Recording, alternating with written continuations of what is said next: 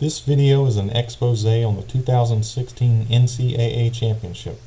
Many people remember this game for the two miraculous shots at the end of the game-tying three-pointer by North Carolina's Marcus Page and the game-winning three-pointer by Villanova's Chris Jenkins.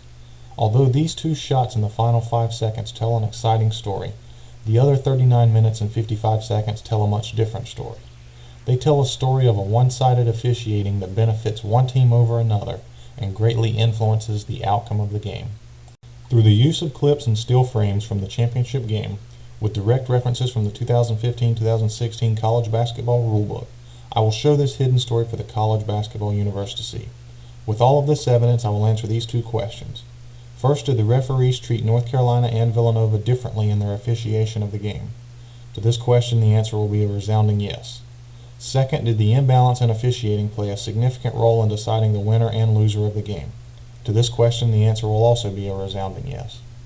Let's begin our analysis with traveling. In the college basketball rulebook, Rule 9 on violations and penalties features Section 5 focused entirely on traveling. Rule 9, Section 5, Article 2 states traveling occurs when a player holding the ball moves a pivot foot or both feet in any direction in excess of the prescribed limits described in this section. Rule 9, Section 5, Article 4 prescribes one limit as a player who catches the ball while moving or ends a dribble may stop and establish a pivot foot as follows. Subsection A, which is not relevant to our example, describes when both feet are off the playing court and the player lands. Subsection B, which is relevant to our example, describes when one foot is on the playing court. Part 1, the foot shall be the pivot foot when the other foot touches in a step. Part 2, the player may jump off that foot and simultaneously land on both feet, in which case neither foot can be the pivot foot. Rule 9, Section 5, Article 5 further clarifies that after coming to a stop and establishing a pivot foot, the pivot foot may be lifted but not returned to the playing court before the ball is released on a pass or try for goal. The important detail in this phrase is after coming to a stop, and this is a reference to when the dribble comes to a stop, not when the player comes to a stop. Because the play under scrutiny happens in 1.6 seconds real time, I have captured the play in 100 millisecond frames to give you a slow motion analysis of the play in the context of Articles 2, 4, and 5.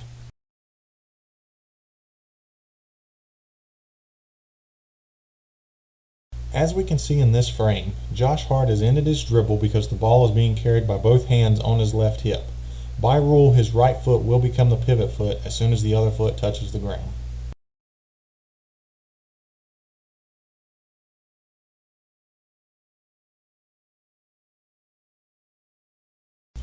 His left foot has landed on the playing court.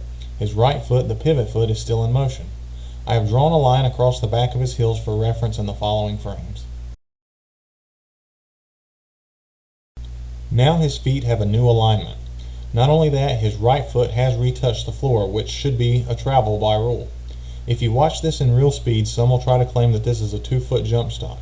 If that is the case, then neither foot could be a pivot foot, and moving either of them would be a travel, as the next two frames would show.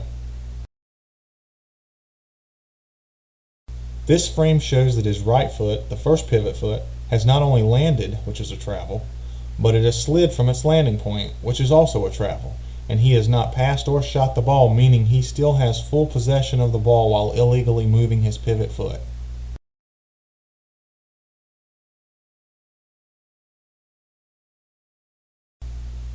This frame, 3 frames later, shows that he still has possession of the ball after moving his pivot foot twice. It also shows the full sequence of steps. His left foot began at point 0, his right foot, or first pivot foot, begins at point P, and in between 0 and P is where his dribble ends. FA at T is his foot alignment at the first travel, and CFA is his current foot alignment in this frame. If you were to ask anyone about traveling and show this image where a player covers this much ground moving his feet without dribbling, even the basketball layman would tell you that this is traveling. We already know the rules declare this to be traveling, so we have to ask why the officials did not blow the whistle. As soon as my voice ends this sentence, you will see a real-time speed of the entire play in question and the result of the play. On that last play for North Carolina. Absolutely. Most coaches, that's what you want to teach. Really harass the passer. Hart fell down, nearly traveled, but did not. Jalen Brunson. Now Phil Booth in off the bench, dribbling back. Instead of a travel being called, this play actually ends with North Carolina being called for a reach-in foul. I lead my analysis with this play because I believe it to be the most consequential missed call in the entire game. Not only does North Carolina pick up a reach-in foul, the next two plays result in a second foul on North Carolina, followed by a made three-point shot by Villanova. On this one possession, Villanova is rewarded with 2 fouls on North Carolina and a made three-point basket when a travel should have been called. These 2 fouls will matter later in the game because North Carolina ends the first half with 18 fouls. On their 7th and 8th team fouls, they were non-shooting fouls, which meant Villanova went to the free throw line for a 1-and-1 bonus free throw, in which they made 3 out of the 4 attempts.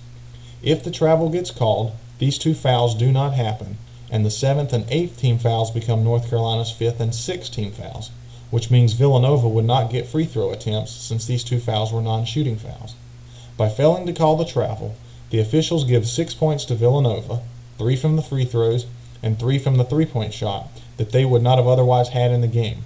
In a game decided by 3 points, a 6-point swing from a missed travel makes all the difference in the outcome. The next example shows another exact word-for-word description of traveling in the rulebook. In this frame we see Josh Hart with 2 hands on the ball and both feet on the floor after his dribble has come to an end. Here we see the pivot foot has been established because Hart has moved his left leg to a new position, which makes his right leg the pivot foot by rule.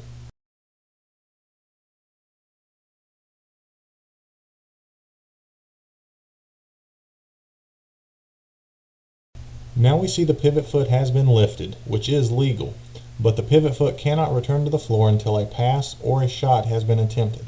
We also see the referee is still looking in the direction of the play.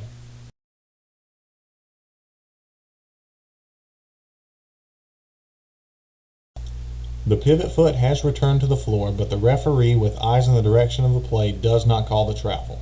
You will not get an easier traveling call than this. I will now show you the entire sequence in real-time speed. I've taken the liberty to show you where the play originates on this frame just before the travel occurs. What I find really interesting is that it appears Josh Hart travels before he even starts dribbling on the play I just diagrammed. Pay attention to the markings on the floor. He will establish his left foot as the pivot foot on point P, and his right foot will be the swing foot, which moves in the direction from start to finish. Watch his pivot foot closely as he scoots it forward just before starting his dribble. Your pivot foot is an established point on the floor, which means you are not allowed to move it in any direction from that fixed point, including sliding it. Roll the video. Right, the deserving National Coach of the Year.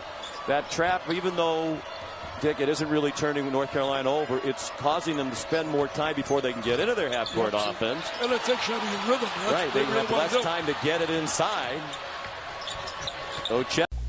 In the grand scheme of the game, this play does 0 damage to the game, as the possession eventually results in a traveling turnover on Villanova. The sad part of this possession is that Villanova appears to get away with 2 travels before the third one is called, and I believe the only reason the third was called was due to North Carolina's bench erupting after the second travel.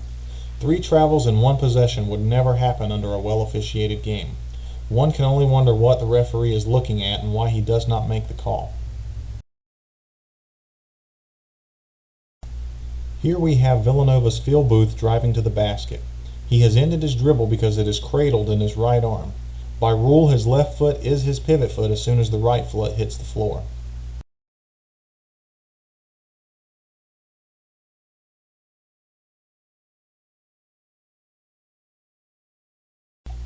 In this frame, the right foot has landed, making his left foot the pivot foot. If the left foot returns to the floor without a pass or shot attempt, it is a travel. Also take note of the position of the right foot. It is halfway over the hash mark on the free throw lane. Earlier I stated that a pivot foot is defined by a point on the floor. This point on the floor must always be maintained by the pivot foot, or else this movement of the pivot foot is a travel. His left foot has landed. Travel. It doesn't get any more obvious than this.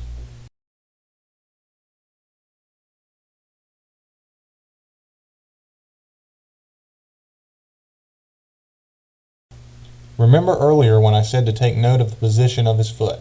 It was halfway over the hash mark. We now have a clear view of the hash mark again, and his foot, which is now his second pivot foot in the motion, is completely below the hash mark. This pivot foot has been slid a very significant distance. This is another travel.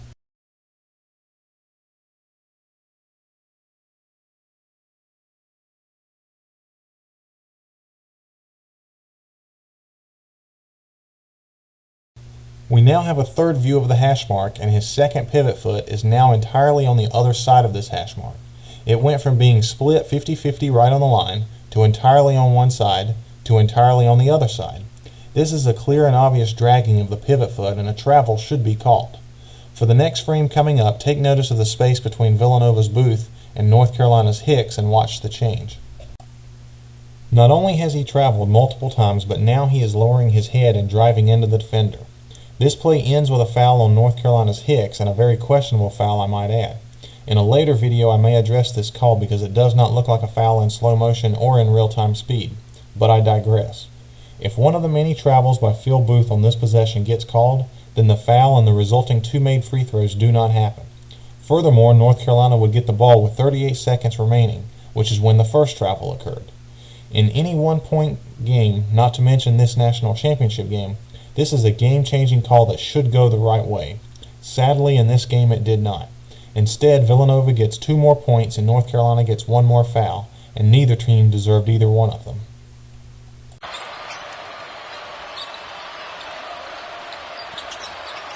See where they go right here? 10 to shoot, 40 in the regulation time. Phil Booth, it's been his night. He's in trouble! Just looking at missed travels alone, the referees missed 4 travels, 2 of which were negated by an actual called travel on a possession in which 3 travels happened. The other 2 missed travels are devastating to the outcome of the game because they add 8 points to Villanova's score, which they would not have had, and they add 3 fouls to North Carolina's players, which they would not have had. In a game decided by 3 points, an 8-point swing caused by the referees is unacceptable by any standard of officiating, especially when the national title is on the line. Stay tuned for my next video where I break down the new rule regarding 2 hands on a ball handler and how it was called or not called in the championship game.